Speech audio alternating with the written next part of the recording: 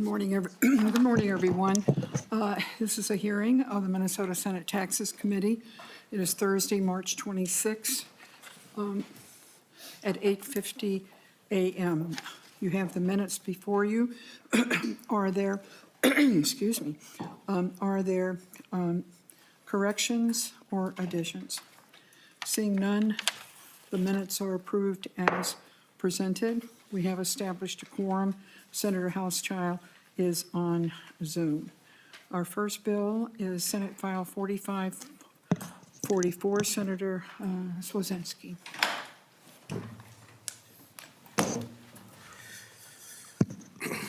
Good morning. Thank you, Madam Chair. Madam Cursive, I'm sorry.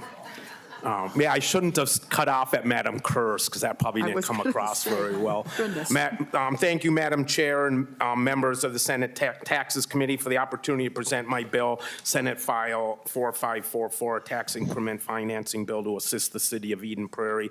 I will be walking through the bill, which will take me about 30 seconds, which is simply one section, two and a half lines long. This bill modifies a previous session law providing the City of Eden Prairie the authority to establish a tax increment financing district. Section 1 amends the timeline of this authority to extend it to simply a year and to 2028. The effective date provides that the extension will be effective after the city complies with the requirements for special local legislation. Madam Chair and members, I really would like to thank you all that have been on this committee from my time here for all the work you've done for the City of Eden Prairie and Minnetonka as well over the years.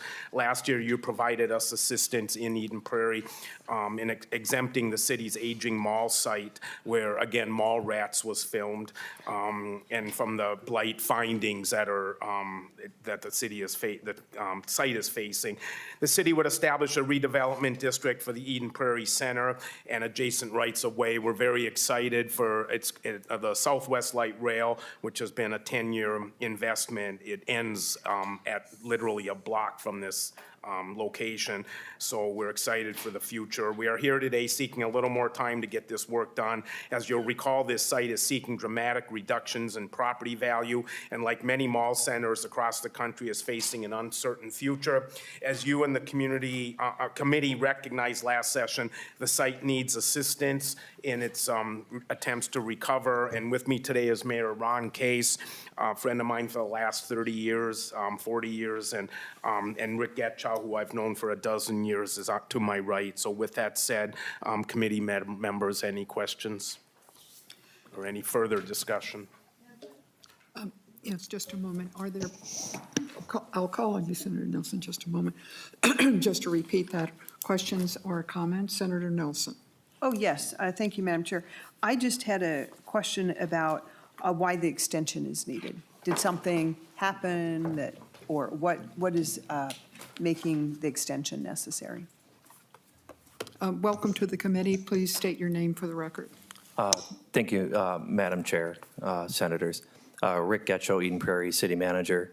It's taken some time for the mall ownership and the developer to continue to put the project together. It has not fully formed yet. It's still needing time. Any other questions or comments? Senator Cwodzinski, do you want any further testimony? Nope, not if you, only at your discretion. Senator Cwodzinski, is there a House companion to this bill? Yes. Yes. My representative, Carly Cotiza-Wittun. Okay, and in your materials, do you emphasize the regional significance of this project? Yes. Okay, thank you. Those are two very important things to this committee. Thank you, Madam Chair. And as I said, the terminus of Southwest Light Rail is going to bring a lot of people to the community and this development. Thank you. Thank you very much. Senate File 4544 is laid over. Thank you, Madam Cursive and members. The next bill. Sorry. Goodness. Senate File 3694, Senator Johnson Stewart, on behalf of the city of Minnetonka. There's an author's amendment. It's the A1. Senator Putnam offers the A1 amendment on behalf of the bill's author. All those in favor, please say aye. Opposed, say no. The motion prevails, and the amendment is adopted. Senator Johnson Stewart. Thank you, Madam Chair. Good morning, everyone, and thank you for hearing Senate File 3694 as amended. This is a request by the City of Minnetonka for a local sales tax, and I will walk through the bill very quickly and describe the regional significance of the bill, and then I will ask our new mayor, Rebecca Shack, to testify. So walking through the bill, Subdivision 1 authorizes the city to implement a local sales tax up to 0.5% if approved by the voters. Subdivision 2 lays out the projects that would be funded by this local sales tax and the amount for each one. They all have significant regional significance and include 2 fire stations and a therapy pool at our local health and wellness center, along with other renovations, which I'll describe in a minute. Subdivision 3 provides the city with the authority to issue bonds for a principal amount up to $65.6 million. And Subdivision 4 terminates the tax after 30 years or when the amount is reached, whichever is sooner. As I explained, Senate File 3694 would authorize the city to pursue a local sales tax to fund very important and critical city projects. The city would levy a sales tax of 0.5% for up to 30 years, again, to cover these projects, costing just over $65.6 million. More specifically, funds would be used to update 2 of the city's fire stations. The one near Ridgedale Mall serves the entire region and is our busiest fire station. And there is another one near the new stop on the Southwest Light Rail extension in the Opus Business Park. Both stations see the greatest number of calls and activities from people coming from around the region to visit and work in Minnetonka, and specifically the Ridgedale Mall area. The additional revenue from the sales tax would also be used to update the Marsh, which is a city-owned health and wellness center, where about half of members reside outside of Minnetonka, living in nearly 150 cities across the region. Thank you for the chance to present this bill, and with that, I'd like to pass testimony over to Mayor Rebecca Shack. Welcome to the committee, and are there any questions or comments for Senator Johnson Stewart? I'll welcome Mayor Ron Case, if you'd identify yourself for the record. Just introduce yourself. Yep. No, I'm sorry. I was going back to Senator Cwodzinski's. That's okay. Look, Rebecca Shack. Rebecca Shack, Mayor of Minnetonka. Thank you. Thank you, Chair Rust and members of the committee, and thank you to Senator Johnson Stewart. I will say I would appreciate being confused with Mayor Case any day. I have a lot of respect for him. So thank you for considering our bill and the opportunity to speak with you and answer any questions you may have. Minnetonka is a welcoming community known for strong public services, great natural spaces, and a shared commitment to safety and wellness for all. We take pride in being a good neighbor, serving not just our residents, but many people from surrounding communities who work in Minnetonka, visit, and rely on our public facilities every day. Like many metro cities, we're facing the reality that some of our most important facilities are aging, and they weren't built for how we serve people today. Specifically, our 2 fire stations are more than 40 years old, and they were built for a different era of firefighting and emergency response. Today, our firefighters are responding to more calls, more complex incidents, and working out of spaces that don't meet modern safety, training, or efficiency standards. The same is true for the Marsh, which is Minnetonka's Community Wellness Center. It supports physical health, mental well-being, and connection to thousands of people each year. But the 45-year-old building is aging, accessibility is limited, and it's no longer keeping up with how people use it today. We have an opportunity to reinvest in these essential community assets so they can serve our residents, workers, and visitors safely and effectively for years to come. That's why we're seeking legislative approval to give our residents the opportunity to decide if now is the right time to move forward in making these investments. Based on our engagement with the community, people want the chance to consider a thoughtful, long-term investment plan like this and ultimately have the final say through their votes. I'm happy to provide additional details about each of these 3 projects and answer any other questions you may have. Thank you, thank you very much, Mayor. I'll point out to the members in your handouts that you do indeed speak to the regional significance of this project. And is there a House companion, Senator Johnson Stewart? There is, Madam Chair. And I notice in the amendment on page 2, line 8, you changed the amount there, reduced it considerably. We've adopted the amendment, but I just wonder what occasioned that change. Madam Chair, there were 2 other projects that were listed, and after consulting with your committee staff, we realized that those were not eligible. So thank you very much to your staff who helped us realign our proposal to be more in line with what you were able to approve. Absolutely. Thank you very much. Any questions? Seeing none, Senate File 3694 is laid over. Thank you. Thank you, committee members. Thank The you. next bill is Senator Xiong, 3910.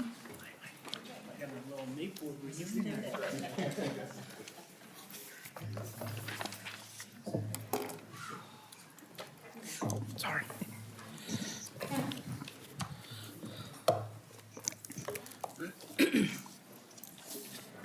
Welcome to the committee, Senator Xiong. Thank you, Madam Chair. I also have a A1 amendment. Yes. Senator Putnam moves the A1 amendment. All those in favor, please say aye. Aye. Opposed, say no. Motion prevails. The amendment is adopted. Senator Xiong. Thank you, Madam Chair and committee members. Thank you for the opportunity to present Senate File 3910 as amended. This is a local sales tax request for the city of Maplewood. I could do a breakdown of the bill here. Section 1, Subdivision 1 authorizes Maplewood to impose a 0.5 local sales tax. Subdivision 2 requires that revenue collected will be to finance the East Metro Public Safety Training Facility and the Maplewood Community Center. Subdivision 3 authorizes Maplewood to finance the 2 projects if approved by the voters as required in statute. Subdivision 4 provides that the tax expires after the earlier of 20 years or once sufficient revenue has been raised to pay for the projects and associated costs.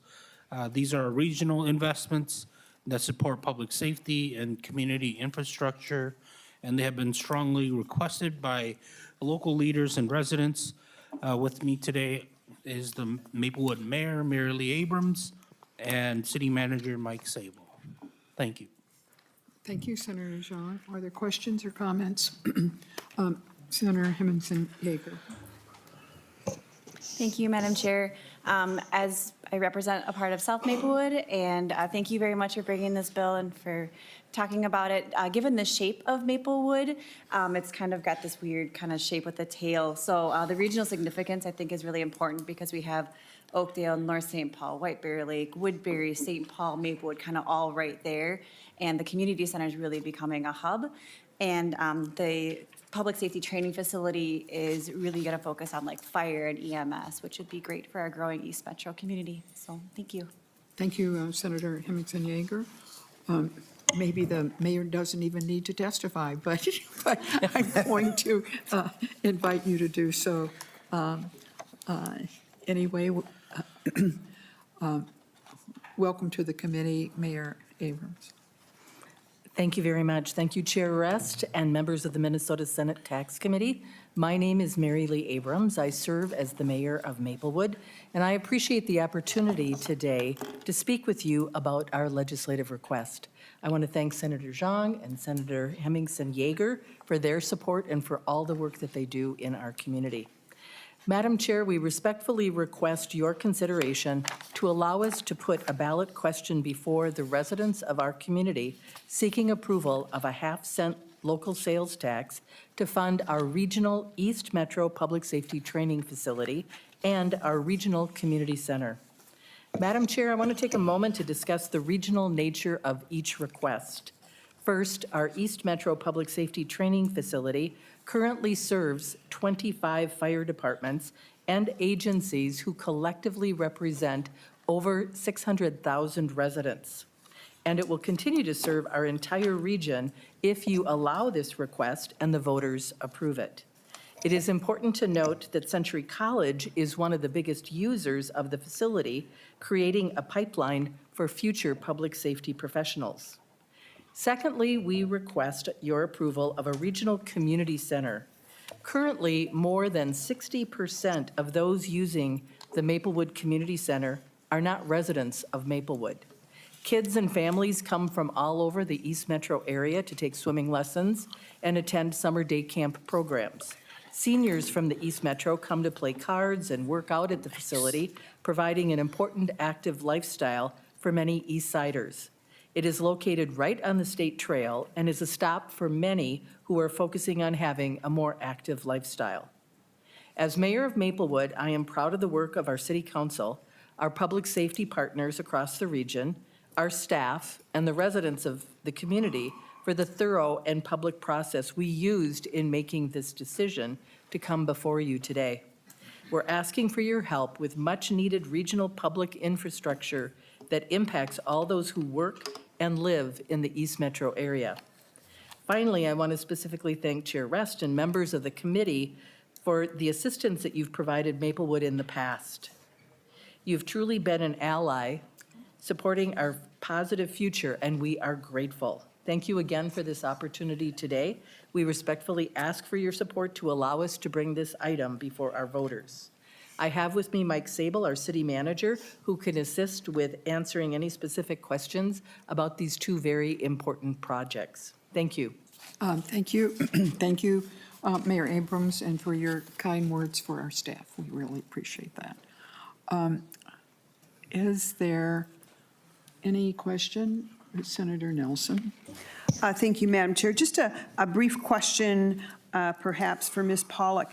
I just cannot remember the exact law regarding public safety facilities. I think we have automatically exempted them from sales taxes on construction materials, but I cannot recall. And I'm just hoping for some clarity on that, or if it needs to be asked for specifically.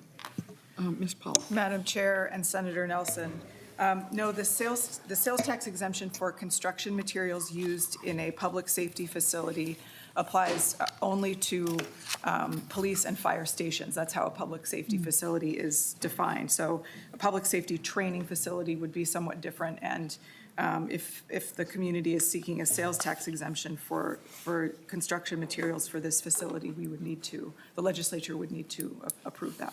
Thank you very much. Any other questions or comments? Thank you very much, Senator Xiong, Mayor, and City Manager. And Senate File 3910 will be laid over. Thank you. Next, we have, in a sequence, 3 bills to be presented by Senator Westrom.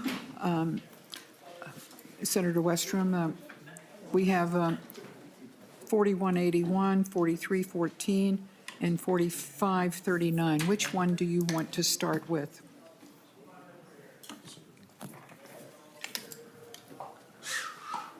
Good morning, Madam Chair. Good morning. Which of these proposals do you want to start with? Sorry, Madam Chair, I didn't quite hear that. Yeah, you have, we're going to hear three of your bills in a row here. Sure. Which one we have them listed, but you can decide which ones, how you want to go, which ones you want to take first.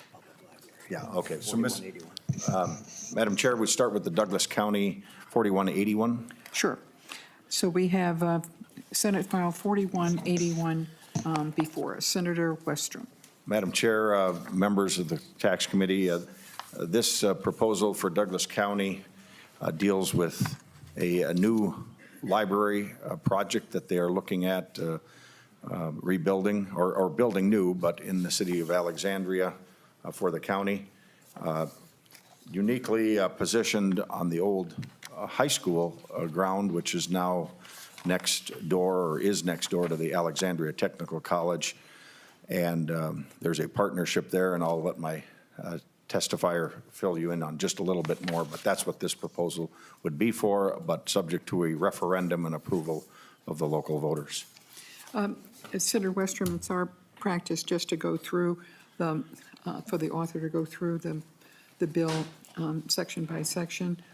I don't know if you have it in front of you, and so on your behalf, Section 1 deals indeed with the sales and use tax authorization, but there is a notwithstanding clause at the beginning of it. Ms. Pollock, what is 477A.016? And how does that have an impact on this bill? Madam Chair, notwithstanding that statute is standard in our local sales tax bills, I believe that section prohibits local governments from enacting a sales or income tax, and so we need to notwithstand that. So it just refers to the general Correct. thing, so we shouldn't, it's going to be an issue in some other, that notwithstanding clause is going to be an issue in some other local sales tax proposals, so I want people to get, the public and our members to get used to seeing that, and this one just is a notwithstanding that general prohibition. And then in sub 2, it talks about the construction of the new library. In subdivision 3, the bonding authority, and then the termination that Senator Westrom mentioned expires at the earlier of 10 years after the after the tax is first imposed, or when the county board determines that the amount derived from the taxes is sufficient, and it makes a reference to the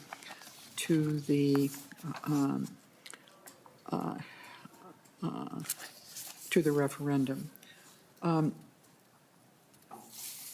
The Senator Westrom spoke, and also there is to the regional significance, and I would direct members' attention to page 3 of the handout from the county, explaining and emphasizing the regional benefits. We have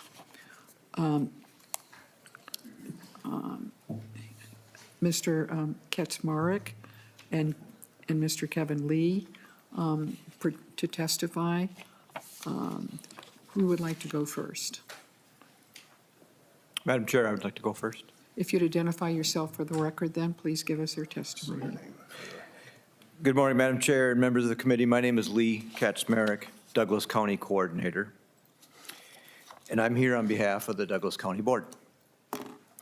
Our commissioners of Douglas County have unanimously approved a resolution asking for legislative authority to place a local option sales tax question before our voters. The bill before you would allow Douglas County to let residents decide whether to adopt a sales and use tax of 0.25% to finance a new public library. If approved, the tax could finance up to $18.5 million for the project and would sunset once the costs are covered, or 10 years, whichever is first. Our board does not take the decision to seek a sales tax authority lightly. While many regional hubs have long utilized this tool to strengthen their community infrastructure, Douglas County has used it only once, and that would be for the state-authorized road improvement tax. We have not adopted any other local sales tax. Our request reflects the extraordinary opportunity that this project presents to provide a facility that will serve our residents and surrounding communities for decades to come. I also want to emphasize the community-driven nature of this project. Our county commissioners have coordinated with Alexandria city leadership on each proposing this 0.25% sales tax to bring two very impactful projects to the community residents, the surrounding communities, and visitors. In addition, the land for the new library site has been generously donated by a local citizen, reflecting on the strong grassroots support behind this effort. The location itself is intentionally chosen to sit among major community anchors, such as the Alexandria Technical Community College, Vivi and Knut Nelson Care Center, and Alamir Hospital. This places the library at the heart of the education, healthcare, and senior services, ensuring that it serves as a true community hub to residents of all ages and backgrounds. Following me, Kevin Lee, the chair of the Douglas County Library Board, will provide more details about the library's designs and services. My role today was just to share that our elected leadership strongly supports giving our community the opportunity to vote on this investment, keeping Douglas County competitive, responsive to the regional needs. Thank you for your time. Thank you very much. Mr. Lee, would you introduce yourself for the record? Yes, Madam Chair and members of the committee, my name is Kevin Lee. I'm the president of the Douglas County Library Board. We want to thank you for this opportunity to request the authorization to put this sales tax resolution referendum on the 2026 ballot for the residents of our county. We're looking to build a much-needed 34,000 square foot county library on a 10-acre parcel of land that was generously donated to the Douglas County for the sole purpose of building a new library. The land has an appraised value of $1.4 million, which represents a significant contribution to our community. Our current library at 19,900 square feet is no longer adequate to meet the needs of our region's growing population. It doesn't sufficiently accommodate our growing circulation, collection, nor the increasing demand for children's and adult programming. On average, we welcome 450 visitors a day to our library, and we currently serve 15,411, to be precise, cardholders, which is about 39% of the county's population. So the Douglas County Library also serves the entire county, as well as residents of the broader region. Alexandria, our largest city with a population of 15,200, but more than 54% of the cardholders live outside of Alexandria in the 20 townships and 10 cities of our county. We also have a broader regional impact as one of the largest branches of the Viking library system, one of the system's major lending libraries. And I know you've heard this from Lee, but I want to emphasize this again too, that we can't say enough about how this will be located strategically next to the Alexandria Technical College, the Vivi Retirement Center, and the Alamir Hospital service, making it highly accessible to students, seniors, families, healthcare users alike.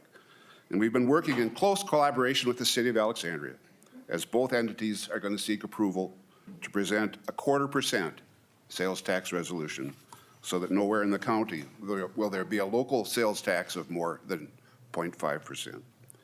So we respectfully ask for this opportunity to let our residents decide. And thank you for this opportunity to testify this morning. Thank you, Mr. President. Senator Westrom, is there a House companion to this request? There is Representative Franson in the House is authoring or carrying the bill. Okay, thank you very much. Are there questions or comments for Senator Westrom or the testifiers? Seeing none, thank you very much for the presentation. Good luck with your projects. And Senate file Thank you. 4181 is laid over. Thank you very much. Thank you. Next, Senator Westrom is Senate file 4314, indeed, on behalf of the city of Alexandria.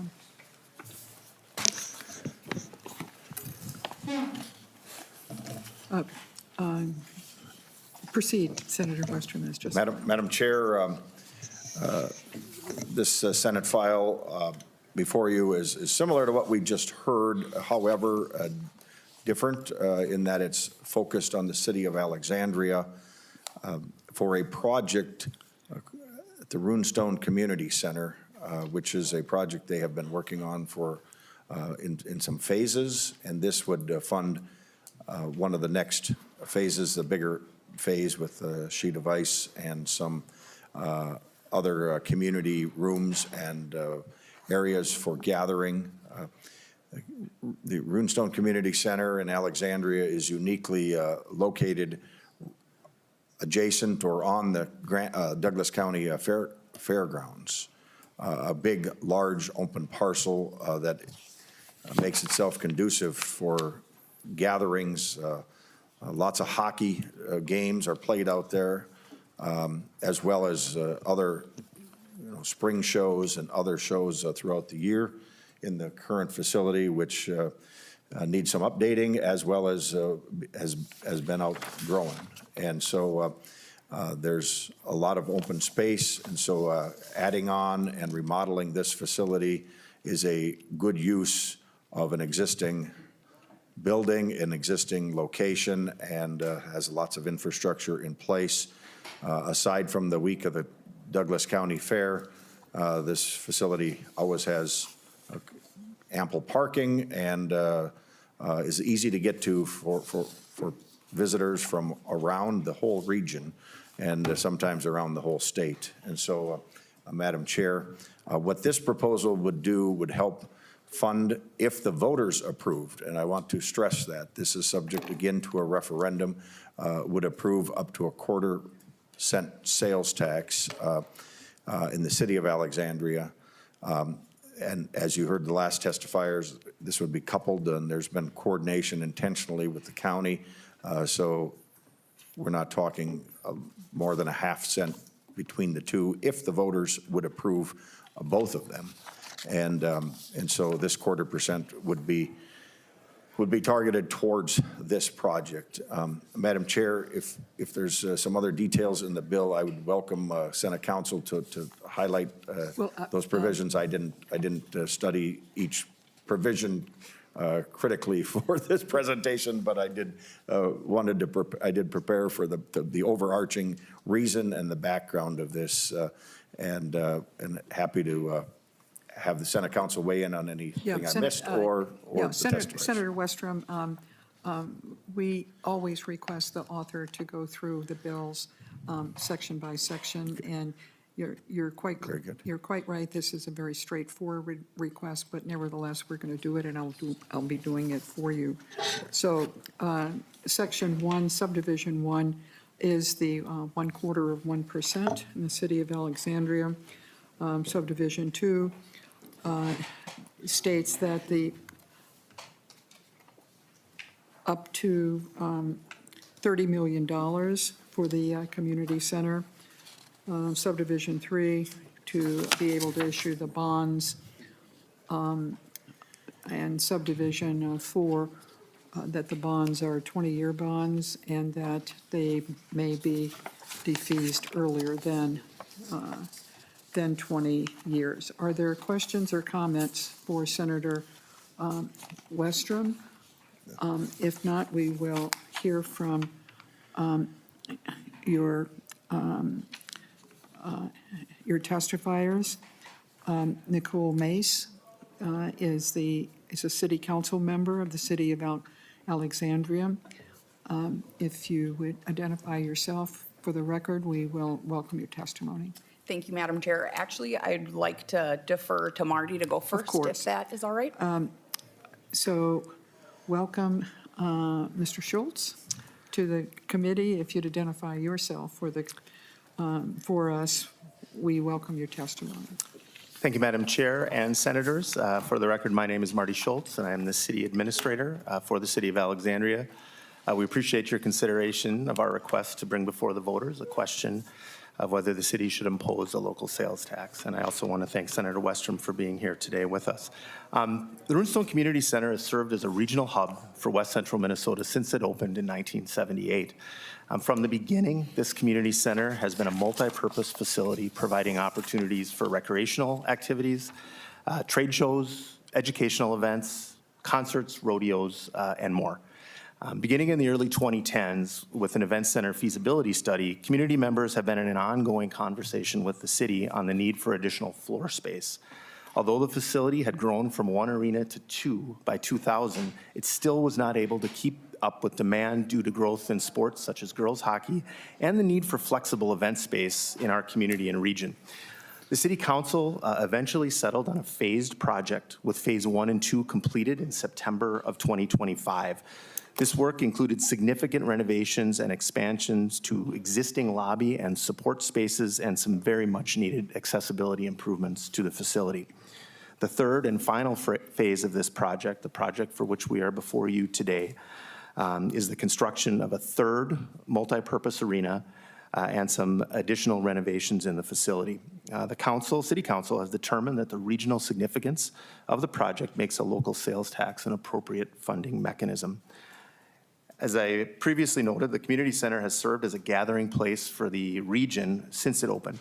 Over 20,000 people annually attend dry floor events at the facility. In fact, we kicked off our annual calendar of events this past weekend with 1,200 people attending the Rudy Zweig decoy show. The local figure skating club, girls and boys youth hockey, and curling club count among their members and participants residents of 36 cities and 10 counties in West Central Minnesota. Lastly, hockey tournaments, figure skating competitions, curling bonspiels bring hundreds of teams and individual competitors from Minnesota, surrounding states, and even this past year, one from Canada. The economic impact of the current facility, according to statistics provided by Explore Alexandria Tourism, is $17 million per year. Should this project move forward, programs that serve the region can continue to grow. Madam Chair, thank you for your time. I would like to introduce City Council Member Nicole Mace. Okay. Welcome to the committee. Thank you, Madam Chair. My name is Nicole Mace, and I serve as a council member for the city of Alexandria. I'd like to highlight our collaboration with Douglas County as we hope to advance 2 important projects, our community center and the proposed construction of the new county library, which would actually be located right in the ward that I represent. Our community takes pride in the strong communication and partnerships with the city, Douglas County, Alexandria Public Schools, and the Alexandria Community and Technical College. As we work together to move these projects forward, we determined that each jurisdiction would request a 1/4 cent local tax. If both measures are approved, Alexandria area's local sales tax would align with other regional center cities that have implemented a 1/2 cent local sales tax. So thank you for your guys' time and consideration with this, and we'll answer any questions that you might have. Are there questions or comments? Did I ask at the beginning if there is a House companion to this bill? Madam Chair, there is There is, with okay. Representative Franson also. And Okay, and the comments about regional significance are also in the handout from the city of Alexandria. Any questions or comments? Seeing none, thank you very much, Senator Westrom and representatives of Alexandria, and this bill 4314 is laid over. The final Senator Westrom bill is Senate File 4539 on behalf of Sauk Centre. We continue to welcome you, Senator Westrom. If you would explain your bill. Thank you, Madam Chair. And this third bill, thank you and to your committee administrator for helping line these all 3 up in order. That was very handy and helpful for bringing testifiers. But this one also does have a House companion with Representative Franson. Significant projects are happening out in western Minnesota, and so I recognize that this is about 10% of your requests this year, so I appreciate your indulgence. But Madam Chair, this is a little a little bit different, but similar to the prior bills with the city of Sauk Centre. And here with me today is Vicki from the city of Sauk Centre to testify more to this project. But this project was already approved by the local voters once at a $10 million request level that had passed.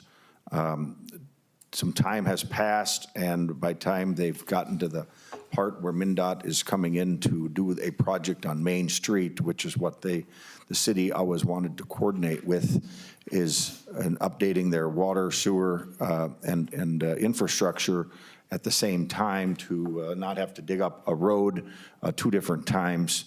That is slated to be in about 2028. However, the project costs have gone up significantly since the legislation was initially passed, a half-cent sales tax in the city of Sauk Centre. And so the approval before that the legislature actually gave them was for $10 million, and this new request is for $20 million, up to $20 million. Same project. In discussions with the city, and the engineers, they think this is a high estimate, much higher than it probably would come in at, but they also recognize the significant increase in some of the costs and inputs and labor since it passed, which was about 5-6 years ago.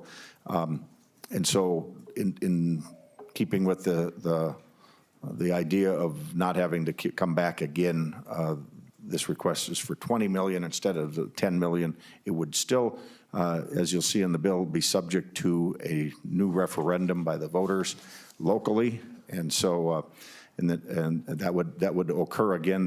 The voters would have to decide if this increase in cost is something they would still support at the same time that the city project, or the MnDOT project of Highway 71, which is a main artery, if any of you have traveled out there north and south from Wilmer up through Sauk Centre to Long Prairie, Bemidji, basically cutting the state in half with the major highway. So, Madam Chair, you can, that is the gist of the project and the bill before us.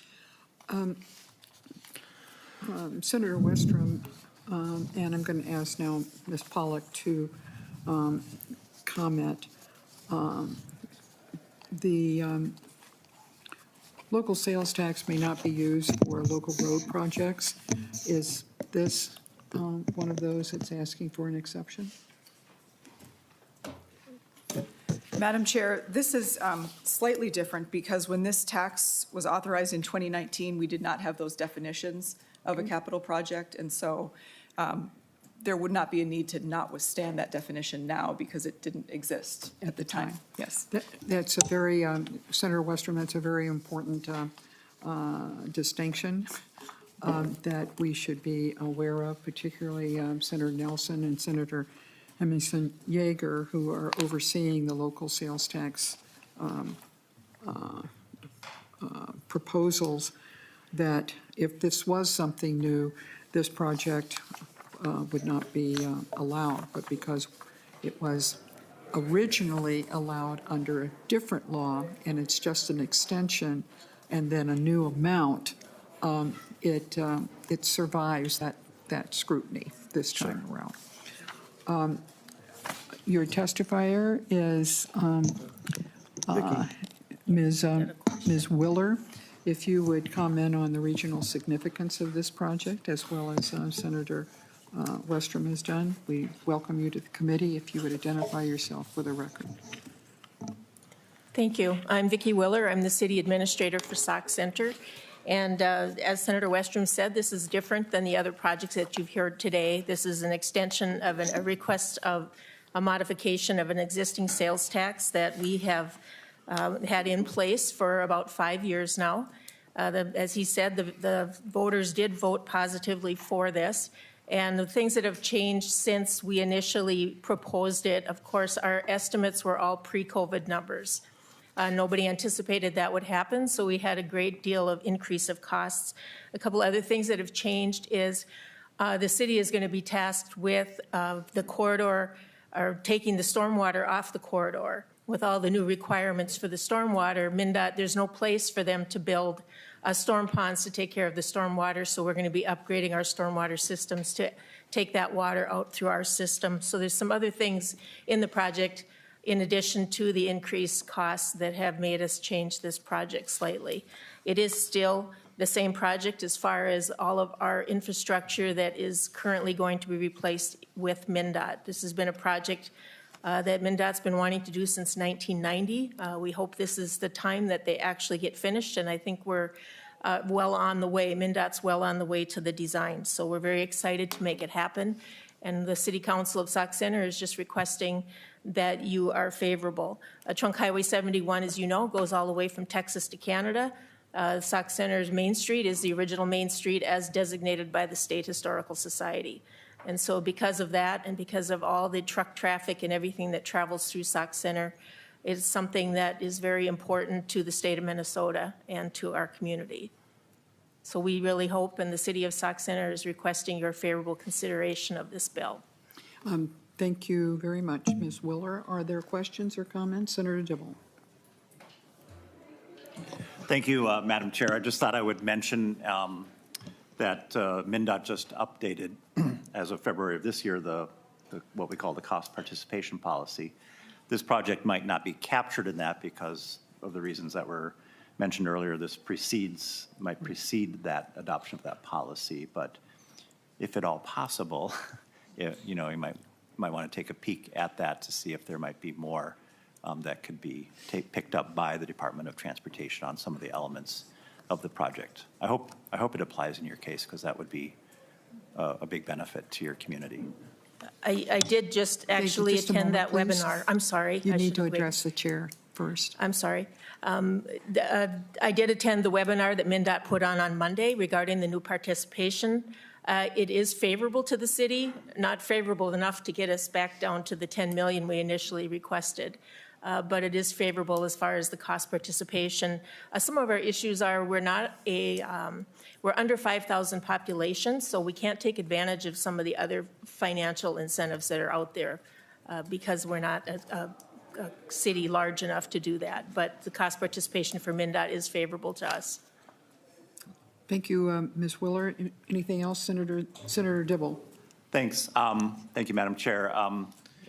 Embedded within the cost participation policy is a project maximum as well. I don't know if they covered that in your webinar, but that's geared off of a formula that has to do with your adjusted net tax capacity averaged over 5 years. So you might want to probe that Sure. that element as well, because that's apart from picking up this different elements of the project that previously were the responsibility of the local community.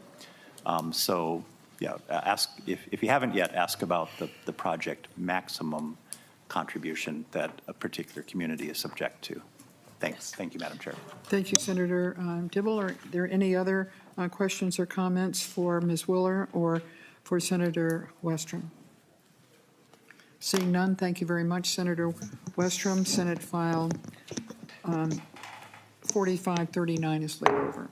Thank you, Madam Chair, and committee members, and Senator Dibble, thank you for your suggestion. You bet. Thank you. Senator Dibble, now we have your two bills. Yep. The next bill is Senate File 2437. This is, our last three bills are not local sales tax proposals.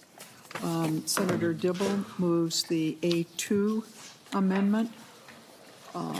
All those in favor, it's an author's amendment, please say aye. Aye. Opposed, say no. The motion prevails and the amendment is adopted. Senator Dibble, Senate File 2437. Thank you, Madam Chair and members, for the opportunity to present Senate File 2437. I'd also like to thank my co-author, Senator Nelson. Very quickly to the bill, Madam Chair, what this would do. So the A2 added a new Section 1, which modifies the definition of a commercial generator of solid waste to clarify that when we're thinking about what a commercial generator is. A commercial generator is not a residential generator as newly defined then in what would be the new section 2. A residential generator in this case would be, there's a new residential generator, and that would be an organization that's exempt under 501c3 of the Internal Revenue Code that receives donations for resale. We strike the word and the phrase and salvage from residential generators. So you see what that means further up in the new section 2, paragraphs 1, 2, and 3. And then the effective date is moved out to July 1st of this year. These organizations that we describe in paragraph 4 would be those kinds of organizations that receive household goods and the like, and then resell them, like Goodwill and ARC and other organizations like that. The purpose for the bill is so that those entities would now be subject to the residential solid waste tax rate. The argument being is that they're receiving residential waste and then reselling much, if not most, of that and diverting all of that material from landfills. So it's an attempt to eliminate their subject to the commercial solid waste tax rate, which is higher. I can't remember the amount, 17% versus what they would now get should this bill pass, 9.75. The fiscal note doesn't reflect a huge amount of money, but it is enough to make a difference in the business model for these organizations. So that, Madam Chair, is the very high-level description of the bill and its purpose. And we have a couple of testifiers. Thank you very much, Senator Dibble. I think the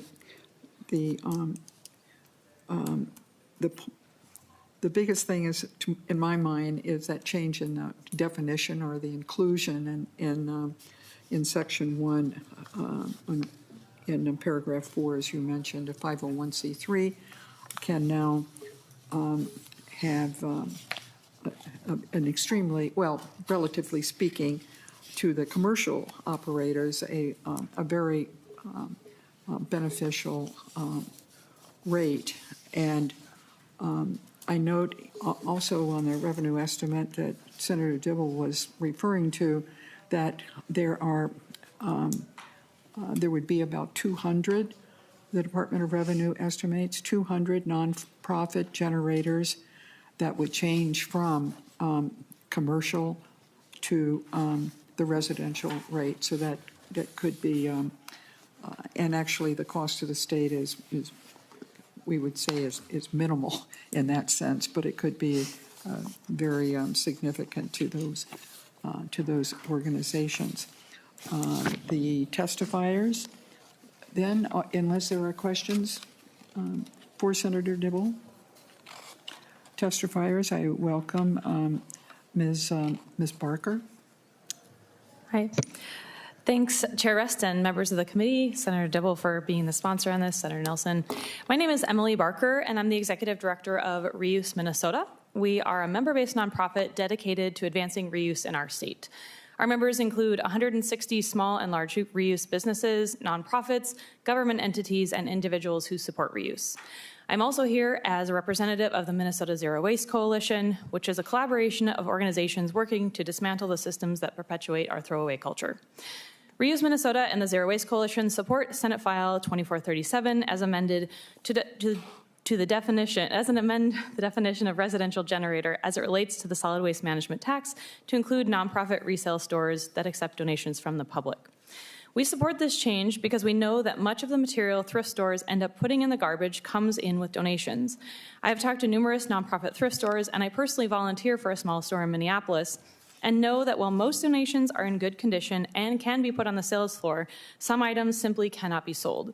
While some stores have downstream markets for things such as damaged textiles or recycled programs for dented metal cookware, Nearly all of what is thrown away are items that are broken, too dirty for a store to clean, have mold or mildew, or are missing enough parts that they are unusable or inoperable.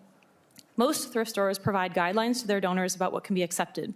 Unfortunately, some donors are in a rush because of a move, or they just hope that someone somewhere will deal with what they have donated. And as a result, there are many items that come in that are simply not in a condition to be suitable for resale, and they're dropped off in the bins. Reclassifying nonprofit thrift stores to be included in the definition of residential generator acknowledges the reality that most thrift stores face when it comes to their trash. As an organization that represents several nonprofit thrift stores, we know the change would directly benefit many organizations that are serving Minnesotans in ways beyond providing quality used goods. They provide counseling, financial services, housing support, and more. By reducing the tax from the commercial rate of 17% to the residential rate of 9.75, these organizations can invest more in their staff, improving operations, and maximizing other services they provide. I also want to note that I previously worked for the Minnesota Pollution Control Agency and a local municipality, so I'm very aware of the importance of the solid waste management tax, which funds many important waste reduction and recycling programs. While this change would decrease the amount of the tax collected, the overall impact to the fund would be minimal, yet it would have a meaningful impact for the nonprofits running these thrift stores. Thank you again for considering this bill and supporting the reuse sector in Minnesota. Are there questions or comments for the testifier? Then we'll move to the second one.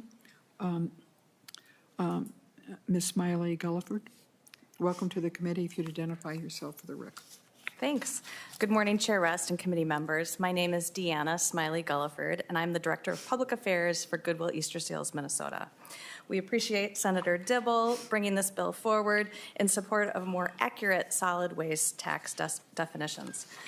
As you've heard, Minnesotans generously donate millions of goods to nonprofit thrift stores every year, and these donations provide funding for services that help connect people to critical community services. Despite our successful and creative efforts to divert millions of pounds of donations from landfills annually, we still receive some items that are not sellable or salvageable and ultimately end up in the waste stream. You've heard about the differences in the tax rates. This tax is based on the sales price charged by the trash provider, and currently nonprofit thrift providers are taxed at the higher commercial waste tax rate. However, nonprofit thrift organizations are not generators of waste, but rather receive residential donations, most of which are diverted from the waste stream through resale and salvage. Our county partners see nonprofit thrift retailers as key partners in the shared goal of diverting much of the residential donations from the waste stream, and we hope the state does as well. Including nonprofit thrift in the residential definition for waste management will impact organizations across the state and in your communities. Organizations like ARC Minnesota's Value Village, Salvation Army, and your local Goodwill store. Savings realized will be reinvested into a wide range of important community programs, including those for individuals with disabilities, those needing food and shelter, employment training programs, and much more. We thank you for your consideration of this request, and I'm happy to answer any questions you may have. Thank you very much. I will note in the amendment, Senator Dibble is moving the effective date, and that this is a bill from last year that was introduced over a year ago. We did not, I don't know whether we heard it, but it was not included in our omnibus bill. It certainly it's more than likely to be included this year, but that was necessary to change the effective date. So that's why it's changed, is why. If you look at the introduction date, it was March 13th, 2025. Are there questions or comments for Senator Dibble? Senator Nelson. Oh, thank you, Madam Chair.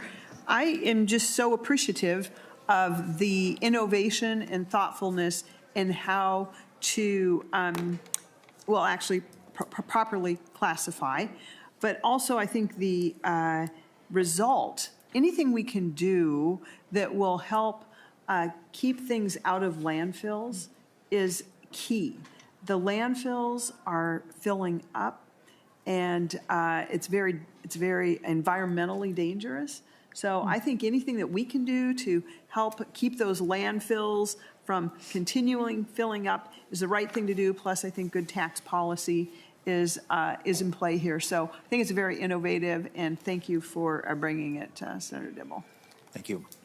Any further questions or comments for Senator Dibble or the testifiers? Seeing none, thank you very much, Senator Dibble. And Senate File 2437 is laid over. The next bill, also authored by Senator Dibble, is Senate File 4518. There's an A2 Author's Amendment offered by Senator Dibble. All those in favor, please say aye. Aye. Aye. Opposed, say no. Motion prevails, and the amendment is adopted. Senator Dibble. Thank you, Madam Chair and members, for the opportunity to present Senate File 4518. And I don't actually have the bill in front of me. Oh, here it is. So I'd also like to thank my co-authors, Senators Miller and Champion, yourself, Madam Chair, and in a few days, Senator Nelson. Madam Chair and members, very quickly, a short time ago, a few years ago, we established Chapter 428B to allow for the establishment of tourism improvement districts. So the bill is written directly to Chapter 428B. The amendment deletes the first section of the bill, which would make some modifications within the sales tax chapter. This has to do with sales taxes, and so it was thought maybe just to approach the change that's requested directly in the TID chapter. And so what that would do, Madam Chair, is to allow for those circumstances in which TID fee is placed on the bill or the invoice that hotel guest would pay at the conclusion of their stay. In those instances, if that item is separately stated, I think in Minneapolis, where there's an ordinance now in effect and a TID has been established and the fee is being collected, that's about 2% or 2% of the cost of the hotel stay. That fee in and of itself would not be subject to sales tax. And then there is a change to the effective date, kind of how it's worded. The gist is that we're trying to make this retroactive. Before I forget, I also want to thank Ms. Pollack for a lot of work that has been done since this problem was placed before us, brought to our attention, in analyzing why there was a misunderstanding or why it was construed to be taxable. That took a lot of research and effort, so thank you for that. And then helping us sort out how to return to the original legislative intent that Senator Dietzig had when she first presented this proposal. So Thank you, Senator Dibble. And the I have a question for Ms. Pollack regarding the retroactivity and so forth. But the elements that go into what determines a sales price are very or can be very significant. This one doesn't have any impact on the general fund. It's internal to the city of Minneapolis. But are service charges in other instances routinely not considered a part of the sales price, the definition of the sales price? Madam Chair, it depends on how the language in law of how the charge is imposed. As you said there, the definition of sales price and what is subject to sales tax can get very complicated. Generally, if a service charge is imposed on the seller, it is subject to, it is part of the sales price. If a service charge is imposed on the consumer and the law authorizing the service charge to be imposed states that the business may impose the charge on the consumer, then it would be excluded, which is what Senator Dibble's bill is doing. Thank you, Ms. Pollack. I think, Senator Dibble, that's an important distinction as to the ability in these circumstances to make sure who the tax is imposed on, so that the service charge is allowed not to be considered as part of the sales price. Any questions or comments for Senator Dibble before I welcome his testifier? Senator Weber. Thank you, Madam Chair. So am I correct in assuming that the main purpose of this bill is to provide clarity to the community, business community, as to what they can and cannot do? And have we had problems with inconsistency as it relates to this issue previously? Senator Dibble. Thank you, Madam Chair. The short answer to both your questions is yes. Okay. What this bill seeks to do is to make clear that the hotels, and I'll just mention parenthetically, it was the tourism industry, if you will, the hotels themselves that initiated this idea. That's how the TID chapter is set up. It's upon petition of the benefiting entities to their local authority, the city council, and then the ordinance can be enacted, and then the fee can be collected. And so it clarifies that if we don't want to actually have to construe or pay a sales tax on what is a fee or a tax, a tax on a tax, then it would need to be charged to the customer and made clear as a separate line item in the invoice that the customer pays. And then, I'm sorry, does that answer the entirety of your question? Fine. Okay. All right. Get it clear in my mind. So Yeah. thank you. Thank you, Madam Chair. Thank you, Senator. Senator Weber. Welcome to the committee, Mr. Melvin Tennant, who is the president and CEO of Meet Minneapolis. If you'd identify yourself for the record, we welcome your testimony. Thank you. Good morning, Madam Chair. Melvin Tennant, President and CEO of Meet Minneapolis, which is our city's destination marketing organization. So thank you, Madam Chair, Senator Dibble, and members of the Taxes Committee for this opportunity. At Meet Minneapolis, our mission is very simple, and that is to strengthen the economic and social prosperity of Minneapolis by attracting visitors, meetings, and events, all those activities that support local jobs, small businesses, and the overall vitality of our community.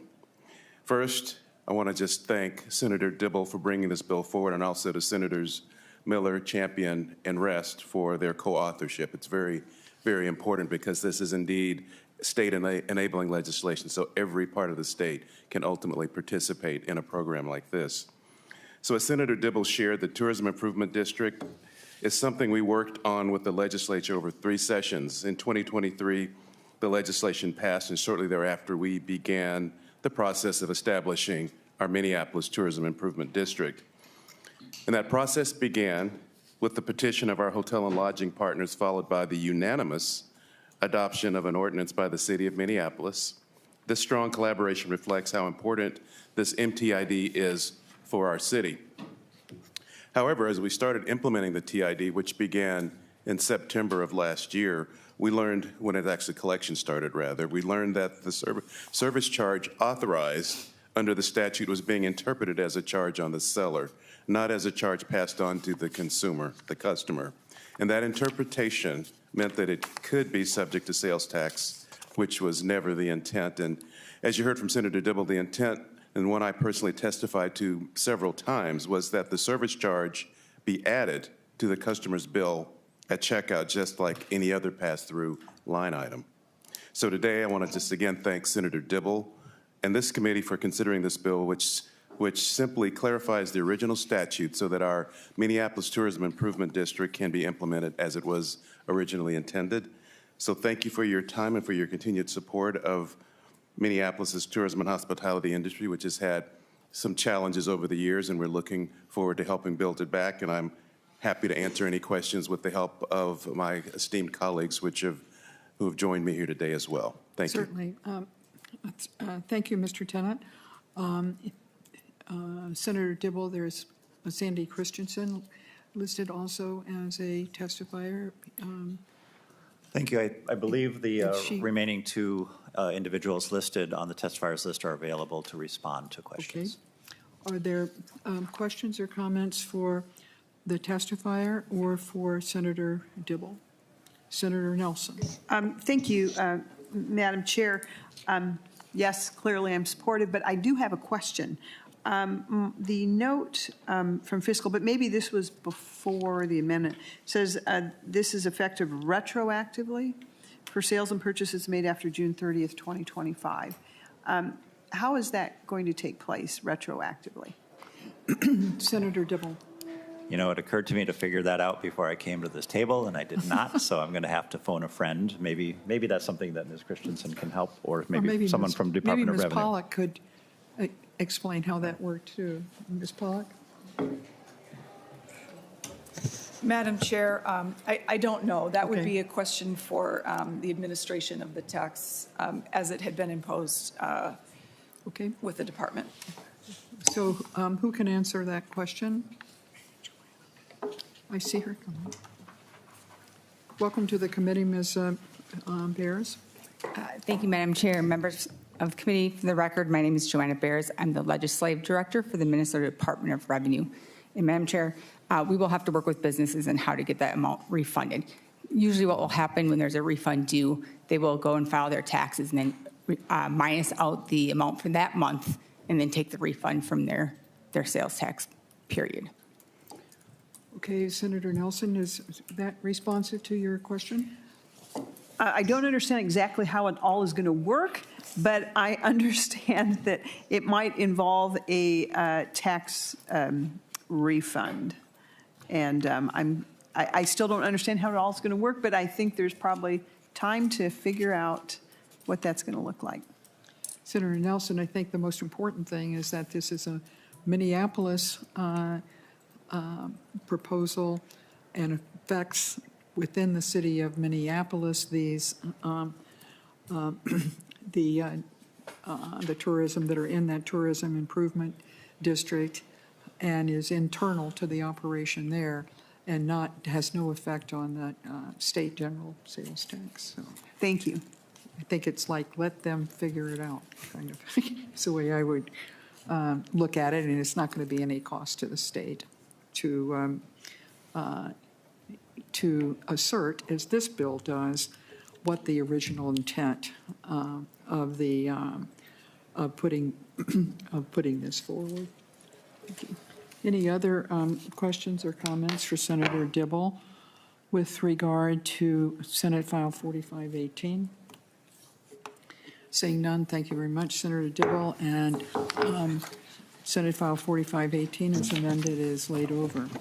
Our last bill of the day is Senate File 4253. While Senator Putnam is coming forward, be advised that the next time this committee will be meeting is on April 8th, which is after the break that Wednesday. Welcome to the committee, Senator Putnam for 4253. Thank you, Madam Chair. Though with that introduction that you just made, I feel like I'm keeping us from break. So perhaps I should be extra efficient. Madam Chair, thank you and members, thank you for hearing Senate File 4253. At its base, this bill basically just closes a penalty loophole when it comes to specific operations of hospitality industries in the state of Minnesota. Senate File 4253 fixes a problem by decoupling automatic liquor posting from a taxpayer's recognized abatement application. Now I'll explain the bill itself, members. It is not especially long or particularly complicated. It's fairly straightforward. There's one major section split into three individual parts. The first reads, notwithstanding Minnesota Statutes 270C.725, the Commissioner of Revenue is under no obligation to list a qualifying taxpayer whose business is in place of public accommodation. What's most significant about this, Madam Chair and members, is that currently the Commissioner has all kinds of authority to penalize or to restrict or to impose whatever he deems, the commissioner deems necessary when a business has not paid its taxes. But when it comes to hospitality specifically, he is obligated, he is forced to essentially stop the flow of liquor to these establishments. What this would do is increase the commissioner's flexibility and eliminate the obligation, though he still would have the opportunity to do this as well. The second section of the bill is one of definitions. Firstly, defining a qualifying taxpayer. A qualifying taxpayer in this circumstance is one who is currently in abatement. So basically, we've got a restaurant or a bar that's been operating, doing its thing, but it's gotten behind on its taxes a little bit. This would allow that qualifying taxpayer who is currently in the process of abatement to continue to operate as a restaurant and to continue to serve the alcohol that is essential for the operations of that restaurant. So in essence, what we're doing is we're kind of the status quo. We are taking a business that's struggling, trying to work with them so that they can pay their bills, but we're taking away part of the lifeline that they use to pay those bills in the first place. All this does is take away the obligation of the commissioner to do that to these businesses. The second part of that section refers to the abatement situation. Then there is a definition of public accommodations. And last, this is a temporary provision, Madam Chair, that expires on December 31st, 2026. And that is the last portion of the bill itself. Now, members, I don't know how many of you have worked in restaurants, but I've worked in a lot of them. My first job ever when I was 14 and a half, and I was washing dishes in a diner. I've probably worked in 7 or 8 restaurants since then. Every one of them is precarious. Restaurants at best have a 1, 2, maybe 3% sense of profit per the year. They are, restaurants and bars are a particular component of our economy that is always in danger. Members, all this does is create a little bit more flexibility in the Department of Revenue so that when hospitality industry is struggling a little bit, we're not going to kick them when they're down, and we're going to help them enable themselves to continue operating. Madam Chair, that is the essence of the bill. Senator Putnam, with that expiration date, it means that this provision will expire before the legislature meets again. And we are seeing that in some other bills that are before us. I'm thinking of the PTE one where it expired at the end of 25, and so we're kind of racing to get caught up with that. Why not make that 20, what's the objection to making the expiration 2027 so that the next legislature could not be rushed to provide that, and the restaurants and the affected businesses would be left hanging until the omnibus tax bill comes up in May of 2027, and they would be back under the less flexible provision. Why did you choose 2026? Madam Chair, that's an excellent point. I agree with you. I have no objection to it. Senator Putnam, would you like to offer an amendment changing that to 2027? I would, Madam Chair. With your permission, I'd like to move that the... That would be an author's amendment. So line 1.21, strike 2026 and insert 2027. And in the 27 legislature, they could review whether that's a proper thing to do, but not have to deal with retroactivity and maybe expiring it on having it expire in the end of 2027 could be extended, or we could or you could decide that that's a proper expiration date. All those in favor of the Putnam amendment, please say aye. Aye. Aye. Opposed, say no. Motion prevails, and the amendment is adopted. Are there questions? Senator Weber, and then we'll welcome Ms. Wood.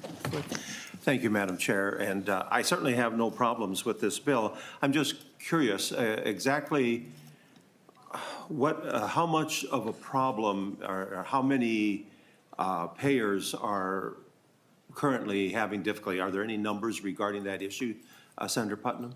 Senator Putnam. Thank you, Madam Chair. Thank you, Senator Weber, for the question. To be totally candid, this is kind of a new issue to me that I learned about a couple weeks ago. And so I don't have that deeper knowledge or that math for you right now.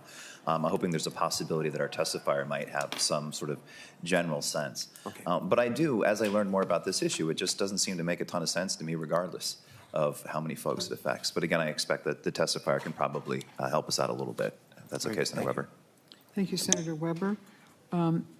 We welcome Ms. Whitcomb, the President and CEO of Hospitality Minnesota.